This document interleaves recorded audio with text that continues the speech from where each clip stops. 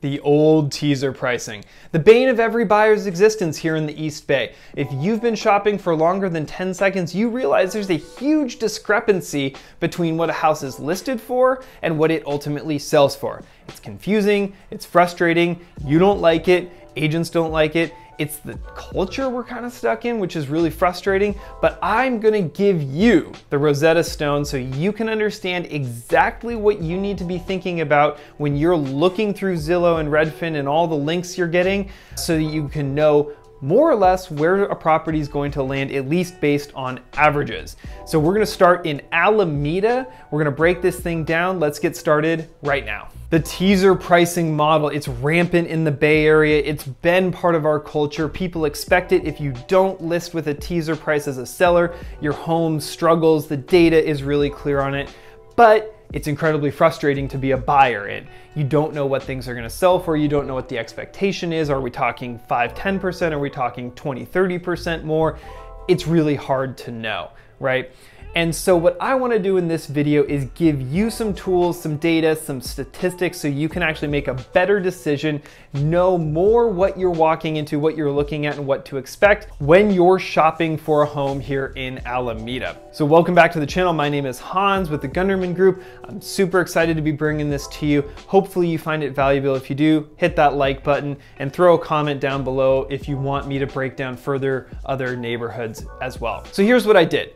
I know that there are bands of properties here in Alameda that sell for rough dollar per square footage amounts. That's the key. The dollar per square foot is the metric that we spend a lot of time as agents and as educated buyers looking at and trying to back into a fair sales price. So what I'm gonna do is I'm gonna break down what the last 6 months of data tells us about all these different numbers and explain to you what you can expect at these different sizes of homes so you can have a better sense of what you should be expecting and what you should be shopping for when you're looking here in Alameda. So starting off, everything up to about 1,300 square feet will sell for roughly $1,000 a square foot. The average says $994 per square foot. You've got a plus or minus factor there, but if you're searching for up to about 1,300 square feet and it's a really good quality product, you should be expecting at least that $1,000 a square foot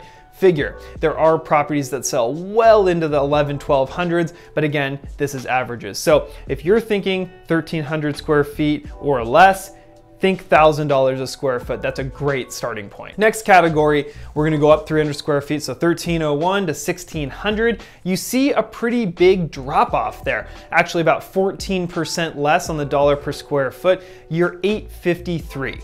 So you're thinking mid 800s when you're starting to think, you know, 14, 15, 1,600 square feet. That's the number you should plant in your mind on average as a sales price when you're looking into that sort of mid-tier size. Now, when you go up another 300 square feet all the way up to 19, it actually doesn't change. It only decreases by about 1.4% down to $841 a square foot. But what the data shows us is between 1,300 and 1,900 square feet, you should be expecting $840, $850 a square foot on average.